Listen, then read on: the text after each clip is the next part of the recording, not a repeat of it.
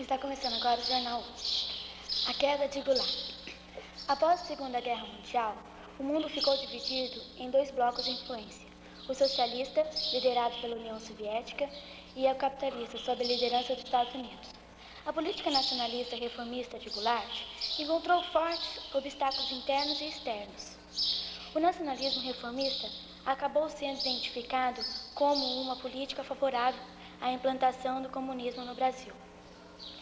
Contra essas políticas nacionalistas, forças internas e externas uniram-se para derrubar Goulart no golpe. O reformismo nacionalista de Goulart não interessava aos grupos econômicos estrangeiros, instalados há tempos no país. E tem mais: as lutas dos trabalhadores por melhores condições de vida, por direito de greve, e também não interessava às classes empresárias brasileiras. Em nome da democracia americana, é que precisava ser salva, e se instalou-se em uma nova ditadura no país. Graças às marchas de famílias com Deus e pela toda a liberdade, organizadas em muitos planos no país, como São Paulo, deram ao golpista aparentes caracteres populares para derrubar de Goulart. Formam-se urgentes salvar a pátria, a democracia americana pela crescente comunização do país. Dessa forma, os golpistas, civis, militares e religiosos, tornam-se uma espécie de salvadores da pátria em perigo. Dispuseram Goulart em 1º de outubro de 1964. Você, Lili. O Brasil recente.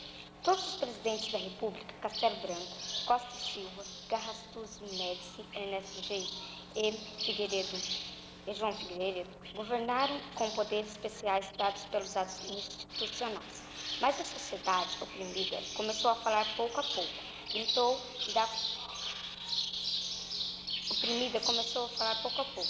contra os fracassos da política econômica e social dos governos nas eleições. A cada eleição que passava, o governo percebe que não conta mais com o apoio popular. A partir desta realidade, os governos de Geisel e Figueiredo vêm realizando no Brasil a chamada abertura democrática. Brasil recente. Todos os presidentes da República, Castelo Branco, Costa e Silva, Garrastazu Médici, Ernesto Geisel e João Figueiredo, governaram com os poderes especiais dados pelos atos institucionais. Mas a sociedade oprimida começou a falar pouco a pouco. Gritou contra o fracasso da política econômica e social dos governos nas eleições. A cada eleição que passava, o governo percebe que não conta mais com o apoio popular. A partir desta realidade, os governos de Geisel e Figueiredo vêm realizando no Brasil a chamada abertura democrática. Agora ficamos com Poliana. Estamos aqui com o presidente da República, João Figueiredo. Bom dia, João Figueiredo. Como vai ser seu novo governo? O governo tem, muita dificuldade para implantar o regime democrático. Mas sabe que o retorno da vida democrática ao país é apenas uma questão que tem tempo. Isso porque a população já está conquistando a democracia. Só. Obrigada e bom dia.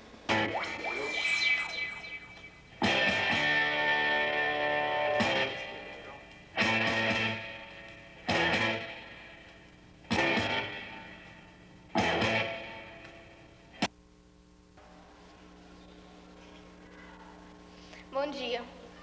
Jornal Hoje. A consolidação do regime militar. Após a deposição de João Goulart, a presidência da República foi novamente ocupada provisoriamente pelo presidente da Câmara dos Deputados, Ranieri Mazzilli. Poucos depois, no dia 11 de abril, o chefe de Estado-Maior do Exército, Marechal Humberto de Alencar Castelo Branco, assumiu a presidência da República com nomes de movimento militar. Iniciou-se um período de intensa repressão dos líderes políticos ligados ao governo anterior ou considerados pelos militares inimigos da nova ordem que estava sendo instituída.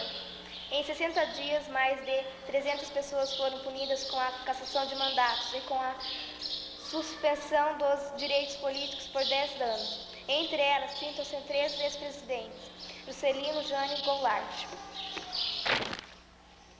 O governo dos generais presidentes. Governo Castelo Branco.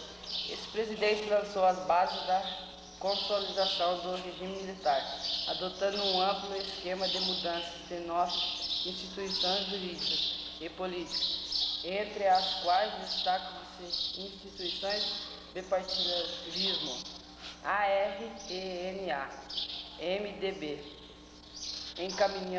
encaminhamento ao Congresso Nacional da Constituição de 1967, instituição da Lei de Segurança Nacional, governo Costa e Silva.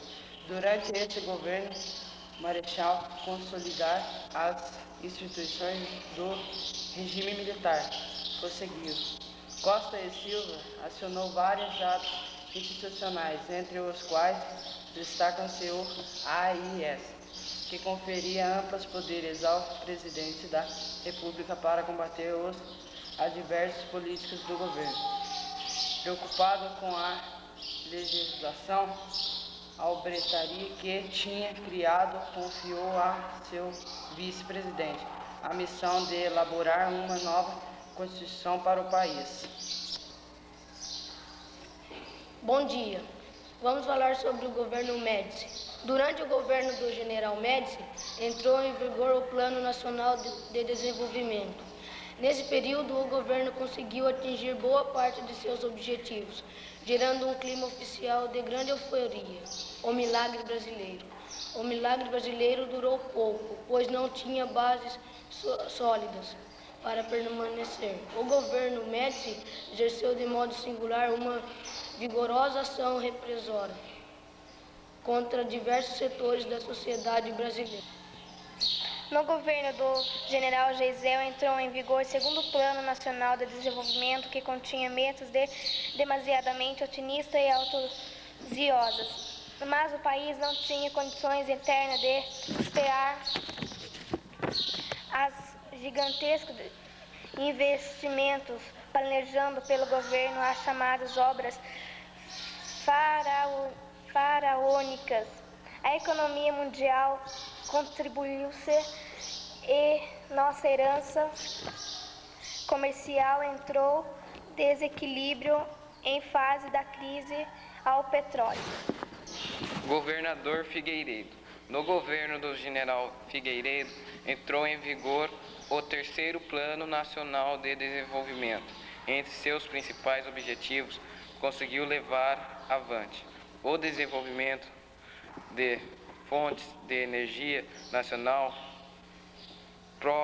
pró-álcool e o processo de abertura democrática, quando há outros importantes objetivos: combate à inflação, controle da dívida externa, crescimento da renda e do emprego.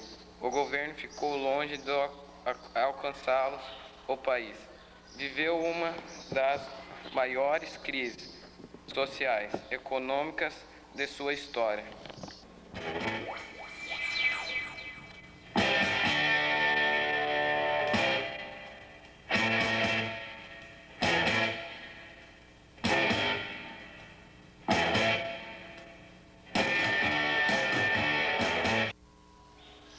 A instalação do regime militar.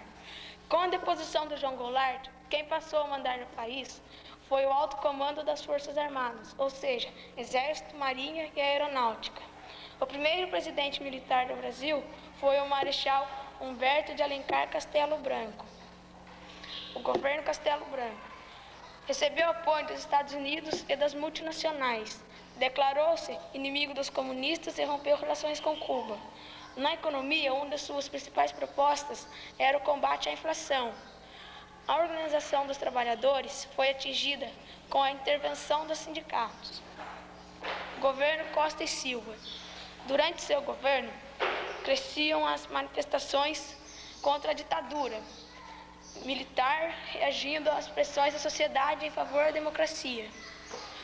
O governo declarou que dava ao presidente amplos poderes para perseguir as oposições ao governo. Preocupado com a legislação arbitrária que tinha criado. Costa e Silva pede ao seu vice Pedro Aleixo que elabore uma nova Constituição. Vítima de grave doença, Costa e Silva é afastado por uma junta militar que impede a posse de Pedro Aleixo e altera profundamente a Constituição.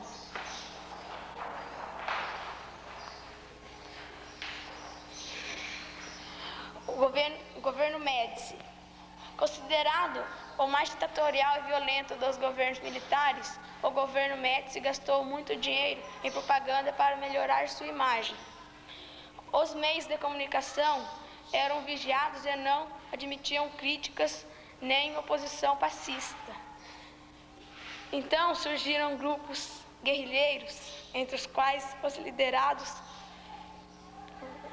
por Carlos Marighella e Carlos Lacerda e Oswaldo Orlando da Costa.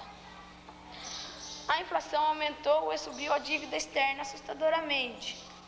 Diante da crise econômica, o governo militar começou a perder forças e as oposições políticas organizaram para exigir a volta da democracia. Governo Geisel. Tem início um lento processo de abertura democrática. A censura sobe, os meios de comunicação diminuem e são realizadas eleições diretas para senadores, deputados e vereadores.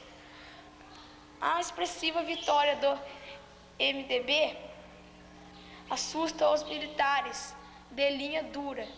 Várias mortes ocorridas nos quartéis do 2º Exército escandalizaram a sociedade brasileira. No plano econômico, é elaborado o 2º Plano Nacional de Desenvolvimento com ênfase de grandes obras feitas com novos empréstimos estrangeiros. Governo Figueiredo. Diante das pressões pela redemocratização, Figueiredo assumiu o compromisso de realizar a abertura política. Os sindicatos se fortalecem e surgem as principais graves operários contra os baixos salários. Merece destaque as greves que eram lideradas por Luiz Inácio Lula da Silva e concedida anistia a todos os punidos pela ditadura militar e acaba o bipartidarismo com o surgimento do PDS, PMDB, PT, PDT e PTB. Na economia entra em ação o 3º Plano Nacional de Desenvolvimento, que consegue alcançar de modo satisfatório apenas um objetivo: o desenvolvimento pró-álcool. Governo Figueiredo. A dívida externa aumentou, a inflação explodiu e o desemprego atingiu altas taxas. O modelo de desenvolvimento econômico implantado no Brasil pelos militares foi marcado por grandes insensibilidade em relação aos graves problemas sociais do país.